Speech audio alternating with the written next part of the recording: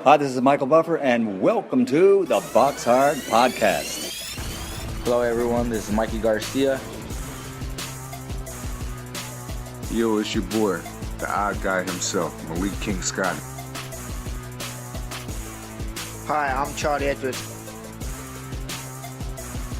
This is Fast Eddie Chambers, and you're listening to the Boxhard Podcast with my main man, Joey Coastman.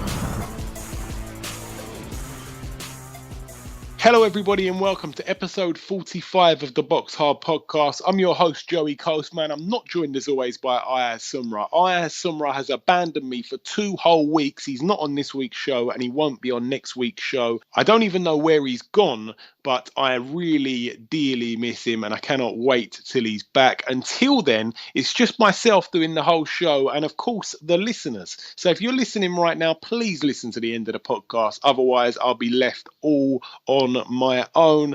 I just want to point out to the first-time listeners that this show, we sometimes call it the World Champion Boxing Podcast, and the reason why we can call it that is because we've got a world champion on the show. So the last 2 weeks running, we've had world champions on the show, and when I say world champions, it can be former world champions or current world champions. So for the last 2 weeks, we've had them on, and now this week's show, we've got another 2 for you, and I promise you, next week we'll have another one. So we're starting to bring on a world champion every single week, and obviously that's not something that can be carried on for too long. It's simply something we're trying to do throughout August, and the reason why we're trying to do it throughout August is because every single week we like to bring on guests that are relevant to that particular week. So for example, if Josh Warrington's fighting on Saturday and Lee Selby fought last Saturday, I'd like to get them both on because they're both relevant, because Lee Selby just fought and Josh Warrington will be fighting on the weekend. So I tried to keep every guest on every single week's show a relevant guest. But throughout the month of August, there's barely any fights on, so there's not many boxers to choose from, and no one is really any more relevant than the other person, so to speak. So we're just trying to bring you a bunch of world champions. So we don't want it to be a dry August. We want it to be a very exciting August. Now, I'm sorry for rambling on a little bit there. I'm going to get straight down to business now. We're going to start with the review part of the show. And as I mentioned just there, there's not much boxing on, so there's not much of a review part. We're going to dive straight into the interviews after this little segment here. So we're going to start with the review. We're going to start over on Thursday, the 4th of August. A little card that went under the radar over in Hamburg, Germany. Odlanier Solis, I think that's how you say his first name. Odlanier Solis, 20 wins and 3 losses. Of course, a victim of Vitaly Klitschko, and more recently, a victim of Tony Thompson. He's kind of disappeared off the face of the earth. He was a bit of a contender at one point, and suddenly no one's really heard nothing about him, but it went very much under the radar, this card. He fought Milos Dovedan, who had a record of 2 wins and 25 losses. Of course, Solis picked up the win here, a KO in round 2. But that's it for Thursday. We're now going to fly over to the Casino del Sol over in Arizona, USA. Top of the bill, Juan Diaz, 41 wins, 4 losses against Cesar Vasquez. Now the corner stopped the fight in the 8th round. I think the towel come flying in. So Juan Diaz picked up a TKO victory in round 8. That's at lightweight, so he picks up his 42nd professional win. But that's it for the Casino del Sol. Now, there's one last fight to mention that happened over in Oakland, California, USA. This, of course, was Saturday night. Andre Ward, top of the bill, fighting for the vacant WBO International Light Heavyweight title against Alexander Brand. Now, a lot of people didn't know too much about Alexander Brand. 25 wins his record and 1 loss going into this fight. That 1 loss, a split decision to Badu Jack in what was his 17th fight, and I think Badu Jack's 10th fight, if I'm not mistaken. And Andre Ward, obviously 29-0, one of the pound-for-pound best fighters on the planet. It was on Box Nation. It was on late. I stayed up and watched it, and I've got to say, Andre Ward, to be honest, I don't think he stepped on the gas too much. I think he was very, very precise. I think he could have maybe got the man out there, but he didn't, he didn't really put his foot down and try to do it. He kind of just played with him a little bit. I think he basically won every single round. It was a shutout. And of course, he moves on to that Kovalev fight. But like I say, he was a bit impressive. I I can't sort of knock him. A lot of people call him a boring fighter. I've got to say, it's not, all of his fights, they're not like, they don't really catch the world alight. And this fight was really no different. Again, exquisite footwork, brilliant punch variety, very good lateral movement, very good elusiveness. It's just what we see. It's what we come to expect from Andre Ward. It was really no different, but he looked good. You've got to say he looked good.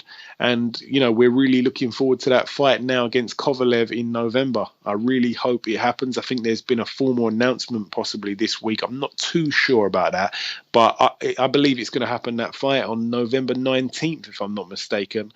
I think it's the 19th of November. Where is Aya Sumra when you need him? But that's it for the reviewing, and it was a very, very short reviewing segment, and the reason is because there's really not too much to review. Now we're going to go straight over to that new part of the show. We've been doing it for a few weeks now, the funny names part of the show. Now last week's funny name fighter was a guy called Sugar Ray Kyohi. Now Sugar Ray means that you win fights. Sugar Ray is a name of some great fighters from boxing history, but this Sugar Ray over in Japan hadn't won a single professional contest. He was facing a guy who only had 4 fights under his belt. I believe this was his chance to capitalize and get a win here, but his opponent Ruka Shobu knocked him out in the second round. So Sugar Ray Kyohi still looking for a professional win, and he really needs to turn things around. So no disrespect to Sugar Ray Kyohi or any of his following, but I want to see some wins. I really want to see some wins. Apparently Sugar Ray usually means a really exquisite boxer, but certainly not over in Japan. It must mean the absolute opposite. But that's it for last week's Funny Fighter. We're now going to talk about this week's Funny Fighter. There was a few names that I went through, and I wasn't too sure which one to pick, so I'm going to go through a couple of them. One of them's name was a guy who's fighting over in Thailand, this guy called Peep at Chai Porn. So that was one that I very, very, very nearly went with. There was also another guy called Hunter Sam, which I quite like the name there. It sounds pretty cool. And then I found one that we were going to have a few weeks back, but his fight got cancelled, and his name was Theophilus Dudu. Do you remember Theophilus Dudu? If you've been listening to this show, you will remember who he is. We tried to use him or nominate him as the funniest fighter of the week a couple of weeks back, but his fight got postponed. And because of that, I'm not going to choose him on this week's show. I'm actually going to choose a different fighter. So I'm going to talk about his opponent first. His opponent is a guy called Will Tomlinson, who has a record of 25 wins, 2 losses and 1 draw. They're fighting for the interim WBA Oceania lightweight title. It's a fight happening over in Melbourne, Australia. And this is the winner. The winner in the other corner, Mr. Hurricane Future. What a bizarre, crazy name that is. I don't think you can get much more bizarre. His record, 20 wins, 6 losses and 1 draw. And I'm hoping that he can win this fight, because it seems like every funny name fighter that we pick out ends up losing. So fingers crossed here that he can do the business. I really, really hope so. And on next week's show, we will let you know if Mr. Hurricane Future won his bout. But that's it for the funny name segment. That's it for the review part of the show. There's one piece of news that I'm bringing you. Aya Sumra usually covers that bit, but there's one piece of news on this week's show, and that is the fact that Marcos Maidana has retired from boxing officially. Now, of course, he got those 2 fights with Floyd Mayweather. He was in a lot of good fights, man. A fight against Victor Ortiz, I remember, of course, the massive war with Amir Khan. He's been in a lot of good fights, and of course there's been a lot of photos going around of him lately where he looks absolutely huge. A little bit of comparison between him and Rikishi from WWE in what I've seen lately, to be honest, and no one was ever sure if he was actually going to get back in the ring. I kind of thought he'd already retired, I've got to be honest, but officially he's come out with the statement saying he's retired, and it's probably best that he has. I've seen the shape he's in. It'll absolutely kill him to try and get back down. It's almost like a bit of a Prince Nassim situation, and I would never ever come on this show and start knocking the master and one of the best ever fighters from Great Britain, but he let himself go a little bit, and in the end he always talked about coming back, and he'd already gained too much weight for it ever to be a possibility, and it looks like that's pretty much the same with Maidana. So we wish him a happy retirement. He was a warrior while he was here. And of course, one win that I left out of the wins there, and really it should have been the first one that came to mind, was that beatdown of Adrian Broner. What a tremendous, tremendous fight that was. It was so good. He beat him in every kind of way, didn't he? You know, he outboxed him. He outpunched him, and he even out-thrusted him. And I'm not going to go into more detail about that, but he was absolutely fantastic. He really, really was. Absolutely brilliant win there. So we wish Chino Maidana a very, very happy retirement. But that's it for the reviewing, all the little segments. It's now time to welcome our first guest. Ladies and gentlemen, please welcome the former WBC lightweight world champion, Mr. Omar Figueroa. Omar, welcome to the show. Good to be here. Thank you for having me. Absolutely, absolutely. Now, I want to start with a bit of a cliche question, Omar. How did you get into boxing? Where did it all start? When did you first put on a pair of gloves?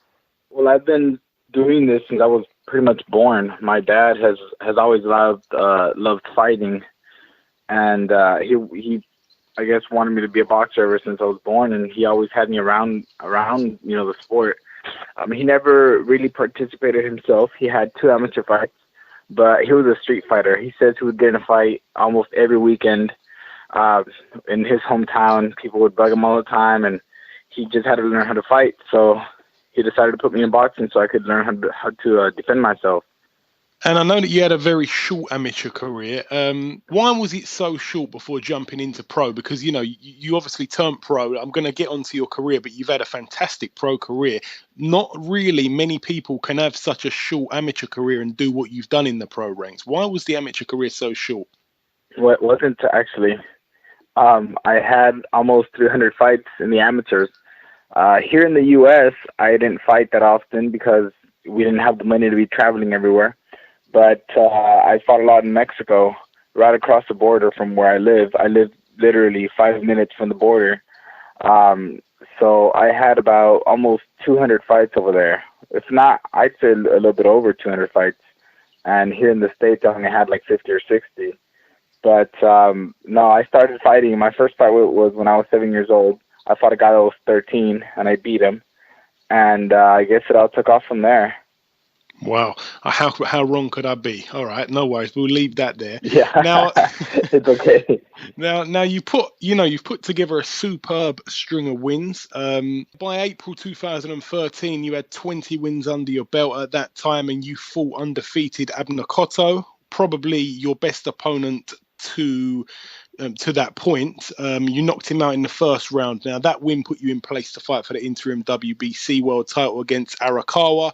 You won that fight via a wide decision. You become the interim world champion. Soon after that, you get upgraded to the full WBC lightweight world champion. Now, you defend your title successfully 2 times. Please walk us through those 2 defenses, Omar. Well, as everyone probably knows, that I've been plagued with injuries in my career. I'm just happy to still remain undefeated and to have been successful in my fights, because I've been through some hellish things in camp, and I'm just grateful that I was able to pull through, because I mean, having a fight with fractured hands or going through camp, because supposedly my hand was good for the fight against Burns, and ever since I've always just had injuries that have hindered my career, and I don't know. I just do the best I can, try and get in the best shape possible. And I always say, you get me ready for the fight, you get me to the fight, and I'll figure it out from there. Those 2 defenses that I mentioned there, obviously the split decision win over Belmontes and the KO in round 9 over Estrada, which was a fantastic win. Would you say the Estrada win is probably the best win of your career thus far? I don't think so. I think either my third pro fight here in my hometown, actually, in my area, that was a good fight. I fought a guy that was really experienced. He had been on ESPN fights against contenders, a few times, and I was just in my third pro fight, and he was a lot older than I was, and I managed to still knock him out in the 3rd round. And then also my fight against Michael Perez, I think that was a defining fight in my career. That's a fight when I think everyone started to take me a little bit more seriously. And so I like those 2 fights in my record. Obviously, the Arakawa fight just kind of solidified everything that I've stood for and that I've always said about myself, that I was willing to put it all in the ring and leave it there and blah, blah, blah. You know, I fought through 2 fractured hands in that fight, and I managed to still remain, you know, to win my world championship. Yeah, of course. Now, obviously, you relinquished the belt. You decided to move up to light welter, I understand. You fought Ricky Burns at just over 140 in a really good fight that you just mentioned. It was a cracking fight. I remember watching that. Of course, then you went on to fight Antonio DeMarco at basically light middleweight. You win that fight by unanimous decision also. Now, you haven't officially fought at 140 yet. What weight will you be fighting at when you return to the ring, Omar? I'm going to be, I'm still light welterweight. Like I said, some things are just out of our control. We put ourselves, well, at least me personally, I put myself through hell when I go into camp, because I know the kind of fights that I like to deliver. So knowing the kind of fights that I put forth, I like to make sure that I'm ready, because I know the kind of fighter that I am. And I like to push my opponents to a place where they've never been. And I know that my opponents, when I take them there, I know, you know, because I'm comfortable there. I love being in the phone booth fights. I love being in those tough fights. That, to me, defines boxing. That, to me, is boxing. And I don't know, I guess you call me old school, call me whatever you want, but I love that fact. So the fact that I prepare myself in like that is it leads to injuries. You know, you push your body over the limit sometimes, and I feel like I've done that my past couple fights. Well, I mean, for the Burns fight, I didn't even really train. I had a fractured hand. So the fact that I was only 1 pound away, a lot of it had to do with the way that PBC ran things. That was my first fight with PBC, and I didn't really know how their schedule worked, or when the fighter meetings were, or when, you know, anything happened. So I guess it still ends up being my fault. We just didn't know. Obviously, we didn't prepare for that. We didn't know. So that's why I was overweight for that one, even though it was just a pound. And for the Marco fight, I just, you know, everything camp went great. I felt like I was in great shape. I had actually gotten to spar a little bit, which I hadn't been able to spar for like my last 4 or 5 fights. So I was going in there with, you know, beaming with confidence. But the last, you know, 2 days before the weigh-in, I got sick, and I guess it's just the way we ran our diet. You know, you live and you learn. But that's why the whole weight thing that happened. That's why that happened, not because of anything else. I take my job very seriously. You know, I respect the sport, and I that's why I fight the way I fight, because I feel like I stay true to the sport of boxing. But it's just some things are out of our control, man. And like, if you've ever trained for a fight, if you've ever put yourself through a training camp, you'd understand what I'm trying to say. But I mean, no disrespect to anyone, but that's why that has happened, at least. And I'm going to try to go back to 140, God willing. Hopefully this break helped. I feel healed. I feel closer to 100%. And you know, I felt great when I'm at the gym. So 140 is still the target. It's great that we've cleared that up, because I wasn't too sure, because obviously you've had, like, you know, I know that you, as you say, you're plagued with injuries. You've had 2 fights really in the last 2 years. But it's good to hear that you're going to be back at 140. Well, you know, starting at 140, which would be good for yourself, because I know that you walk around quite heavy. It was surprising. I heard you talk before about how heavy you walk around at. You must really kill yourself to get down, even to 140. Yeah, well, no, it's not that hard, actually. It's just a matter of me, you know, dedicating myself and proposing myself to getting down in weight. I mean, it's really not that hard for me to lose. Just how it is easy for me to gain it, it's really easy for me to lose weight. But like I said, it's just a matter of being healthy. That's basically what it boils down to.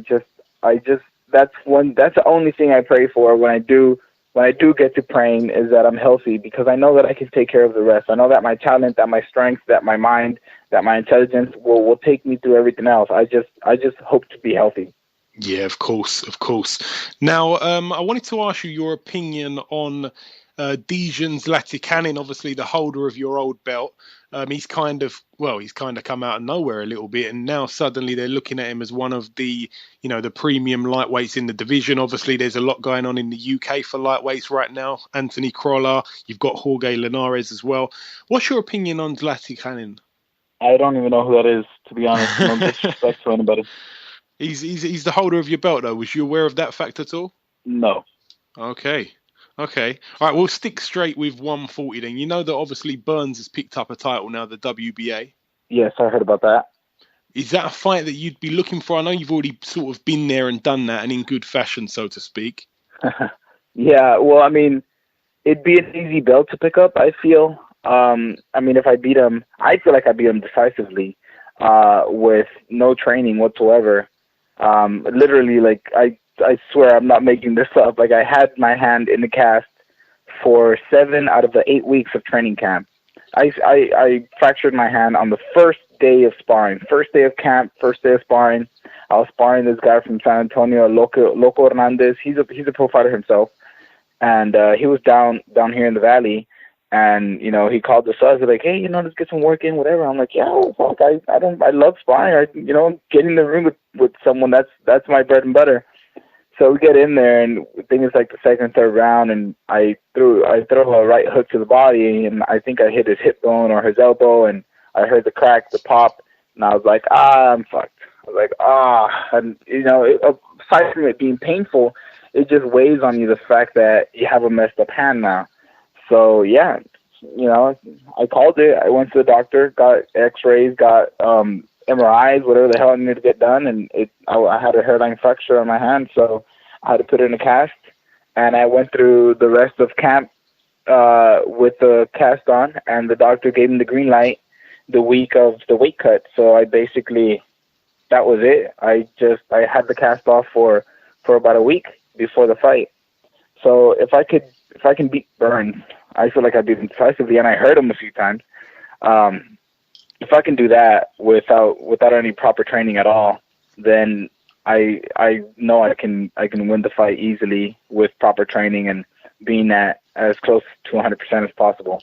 Yeah, I understand what you're saying there. And also, what's your opinion on Terence Crawford? Because, everybody knows that really at the moment he kind of is the man at 140. A brilliant win a couple of weeks ago over Victor Postel in the unification match. What's your opinion on him? I would love to fight him. I mean, not for anything. I think I respect Crawford a lot because I feel like he's a lot like myself. He's not showboating. He's quiet. He's intelligent in the ring. He's very, very crafty, very good. He's very skilled, and I think that would be just the challenge. Ever since I heard that he won and that he beat Postal, and I know how good Postal is because I got a glimpse of the fight against Matisse when he fought and beat Matisse and stopped him. I mean, it's so exciting, and that to me, that is a challenge that I would like to put myself through. And I mean that gets me going. That's something that in boxing is just like, man, you want to fight the best, and he's the best, so let's fight him. But obviously, I need a tune-up fight, see how I feel, see if I can even get down to 140. I gotta get personally a lot of things in line first. I have a lot going on outside of boxing as well. So hopefully, this year we'll get all that settled, and I'll be ready to go anytime next year. I'm still in the gym working out. Just waiting for a date. That way I can take off for camp and be ready 100%. And I was going to ask you also, any idea at all, what sort of month it's going to be, your next fight at the moment? I was shooting for December, but I have some personal stuff that I got to take care of first. So I think we're going to have to push that back maybe a month or two. So hopefully January, February next year, I'll be back in the ring. No distractions, no injuries. Hopefully, I pray that I have no injuries and nothing mentally holding me back, and I'll be at 100% again, almost like I was when I was tearing everybody up. 2012, 2013, I was just tearing everybody apart. I can't wait to get back to that point. Yeah, I personally think 2013 and 2014 were the 2 years that you really flourished so far. But of course, it's not the end of the journey yet. I'm sure there's many of years yet to come. You said there about the fight against Crawford, you'd be looking for a tune-up fight. Would you only be looking for one tune-up fight before getting at that level? Well, that I don't know how my body's gonna react. First off, I don't know how if I'm even able to get down to 140, which I'm sure I can. I shouldn't have any problems with that.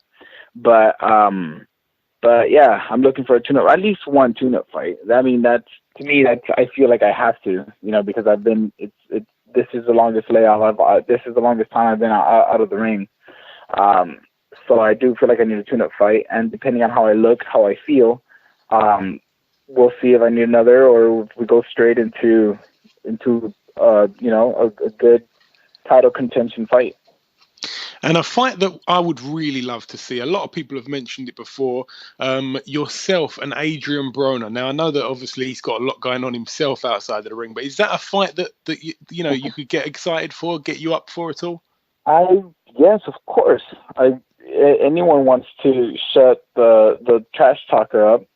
So that's a fight that, of course, I do. I mean, I would have loved to have been Maidana and be the first one to shut him up like that, especially here in my home state of Texas in San Antonio. That would have been epic. But, things happen and you got to deal with that. And, now he has 2 losses, which kind of ruins the fun. Yeah, I know what you're saying, but I've got to say, I don't think anyone could have shut him up quite the way Maidana done it. I mean, he done a few things in that fight that I don't think normal people would do. I'm going to talk about the retaliation that he done. That was a bit uncanny. Yeah, that's true. So that's why I said, things happen the way they had to happen, and that's it. We got to move forward. Absolutely. Now, I want to ask you a couple of little fun questions now, just before we get off.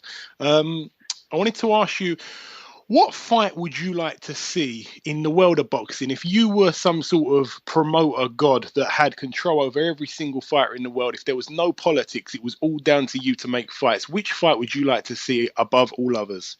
Honestly, I don't feel like I watch boxing enough to know even who. I just know the cream of the crop guys like Mayweather, Pacquiao, GGG, Canelo. I mean, I don't really know much about Crawford. I don't really know. I feel like I don't know enough to be able to get a good fight set up. That's all right. I'll probably just go with one of the cliche fights, and everyone's gonna hate on me for choosing that fight. And it's like I'd rather not even deal with that. That's all right. I'll ask you this then.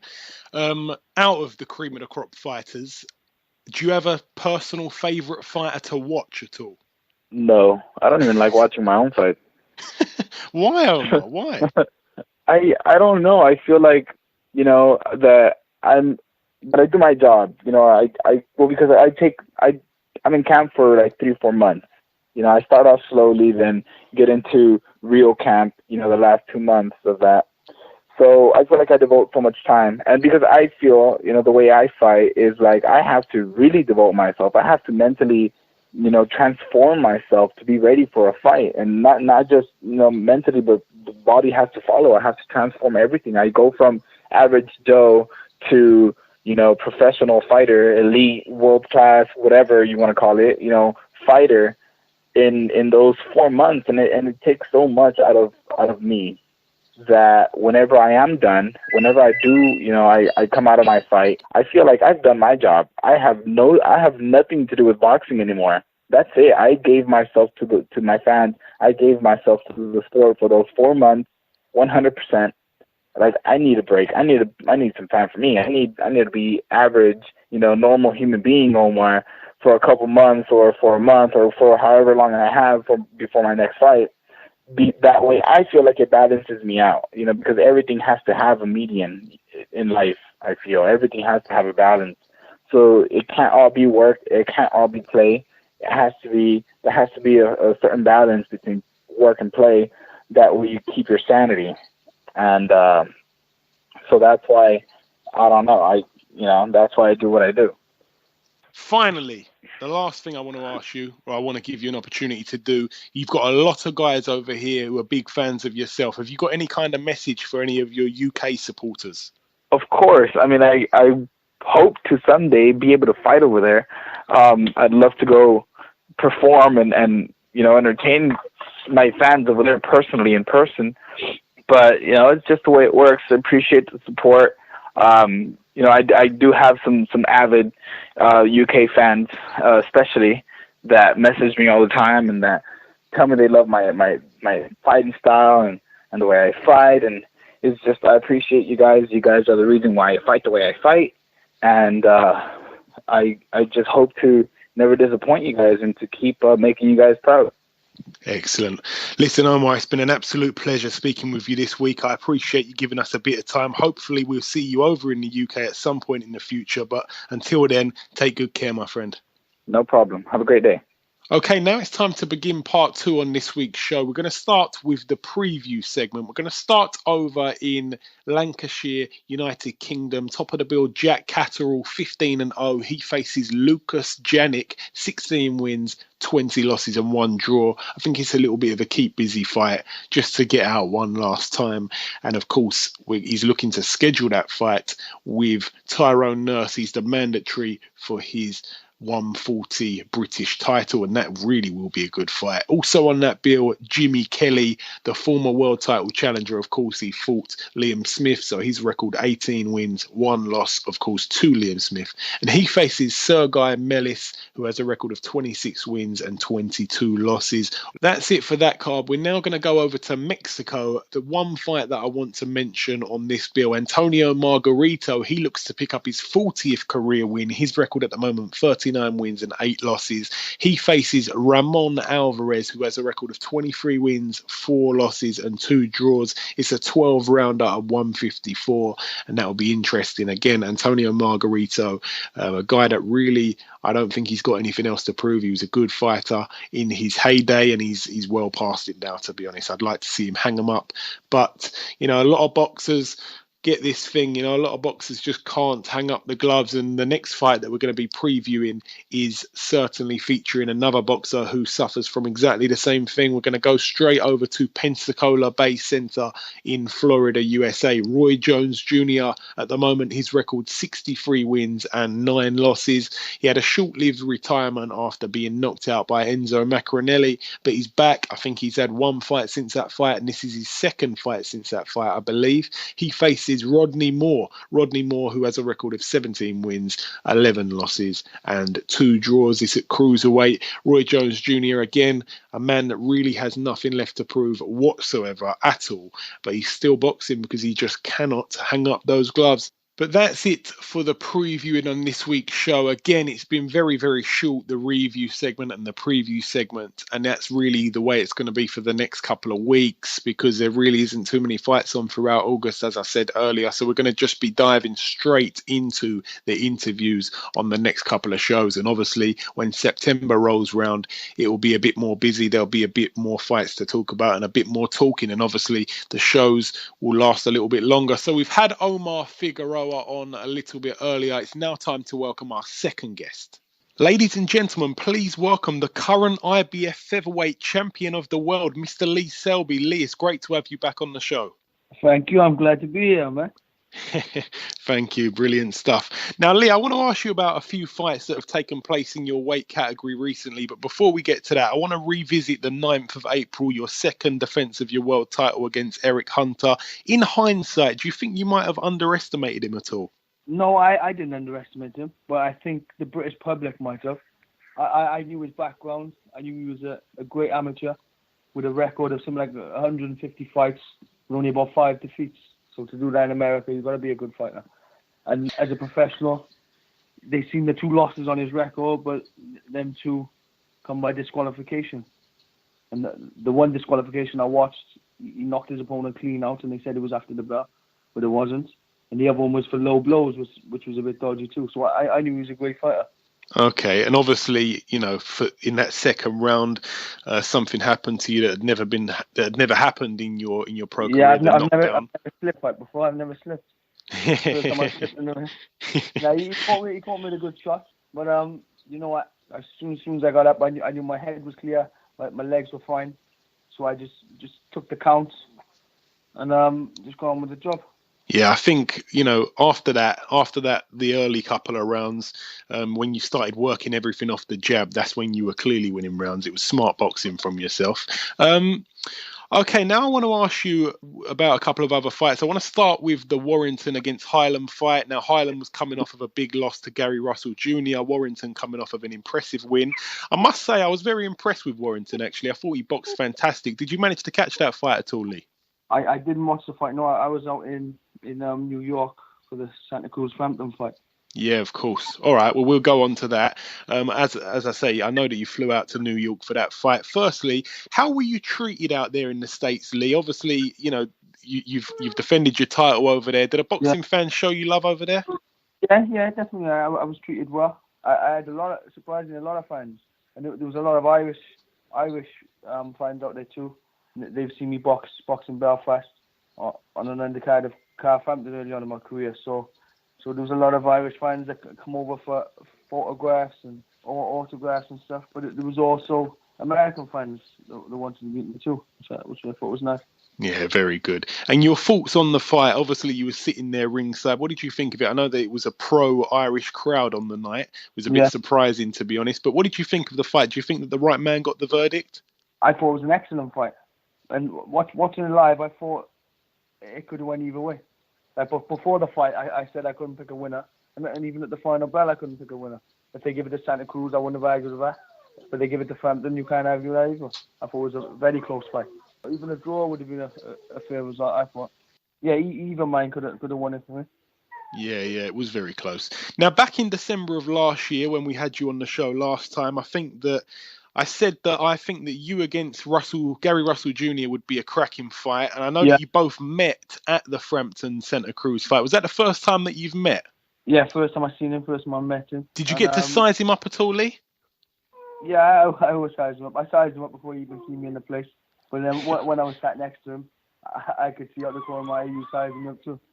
But that guy had already set him up before he even seen me, before I even knew I was in the arena. But he's a lot shorter than me. Very, very broad though, thick set, and I think he's a great fighter. I saw a tiny, 10-second clip of you both talking. I know that he expressed his desire to fight you. Seemed a tiny little bit disrespectful. What did you make of that whole thing, Lee? Well, to be honest, at the time, we was at the venue. It was really loud. We didn't have an earpiece in, just a microphone, so I couldn't really catch what he was saying. But then people said they seen on the TV. And he was being disrespectful, but he's just like a typical, like an American type of, bit of a cocky, brash American. But like I said, I take up all offers. Okay. Now, I want to ask you about a fight that I've really been asking everybody about. It's up at middleweight now. Brook against Golovkin. Yeah. It's a big ask for Brook. We all know. Lee, what's your opinion on this fight? Has Brook got any chance here? I'd like to say yes, but if I'm being honest, I don't think yes. Brook's an excellent boxer, a great counter puncher, and he can punch. But that's down at bloody welterweight. He is a big welterweight, I know, but a big welterweight isn't a big punching middleweight. And yeah, for sure. Golovkin's just known for being a big puncher, but also look at his amateur record, hundreds of fights at international level. He's a very skilled operator. He can box very cleverly too. So you just got to favour Golovkin like everybody else. Yeah, you do. Now I see that you've been a little bit of a pundit lately, kind of thing. I know that they had you in the studio for Sky not too long back. Would you enjoy doing that, Lee? To be honest, if you asked me a couple of years ago, I'd have said no. It'd be a nightmare for me. It'd be the worst thing I'd ever do. But the more I'm doing it, the more comfortable I'm getting, and I'm finding it quite fun. But a few years ago, I think you put a camera in front of me, I freeze up and get a couple of words out. But now I'm getting more relaxed, more experience, and I am starting to enjoy it. If I had some sort of media training or something like that, I'd be better again. But I've never had media training. I've just had to go with the flow. Yeah, no, you're good at it. I know my boxing inside out, so I'd probably be good at the job if I could come out of my shell more and be a bit more outspoken. Because like I know boxing inside out. So. Yeah, for sure. Now, have you got any idea when you're fighting next, Lee? Because a lot of people, I know that it's not been too long since you last fought, but a lot of people really desperate to know when you're next out. Yeah, I only boxed in April, but even for myself, it seems like a long time ago. Yeah. For some reason, but it's only a few months. But ideally, I'd like to fight end of October, November. Have you got your eye on anyone? Well, I went out to New York with my eyes set on the winner of that fight. But now I'm here in Santa Cruz, had a rematch clause if he lost the title. So I think they might be straight an immediate rematch. But if they don't have a rematch, I'd like to fight Frampton. That'd be a massive fight in the UK. And is that what you want most? Because I was going to ask you, which fight would you like the most out of Frampton, Warrington, or Gary Russell? It'd have to be Frampton. He's the most well known. He's a former super bantamweight champion, and he's a featherweight champion. So he's a 2-weight world champion, and he's a world champion in the UK at my weight. How can I call myself a world champion if I'm not even the best in the country? And that's the same with him. He shouldn't be able to call himself a world champion if he's not the best in the country. So I believe we have to fight to find out. It would be a cracking fight. Now, just a quick little note on the Olympics. Have you been watching the Olympics, Lee? Obviously, we've had a bad run the last couple of days. Unfortunately, the sole Welshman of the team has been knocked out too. Of course, I've been following Joe Cordina. He's a gym mate of mine. We spar regular. So I've been watching him closely. I think he underperformed in both fights. I've seen what he's capable of, and it's a lot better than that. Maybe his opponents were better than what I give him credit for, and didn't let him box to the best of his ability. But I know he's capable of a lot more. I'd like to see him turn pro now and start fresh and new career as a professional. Yeah, I think a lot of the guys will. And just a quick note on your brother Andrew. How's he getting on? I know he's been absolutely flying professionally. Already picked up the British. Very proud of him. How's he been getting on? Well, we're just waiting for news today, actually. They've made Terence Crawford mandatory for his British title, and the purse bids are due in today. Well, they must have been submitted already. Oh, so wow. We should have news on him later on this evening. Oh, I should have called you a bit later. Now, just before I let you go, Lee, I want to give you a chance to send out a message to any of your fans, obviously in Britain. Any shout-outs to anyone, any thank you to any sponsors? Now's the time to do so. I'd like to thank a few of my sponsors.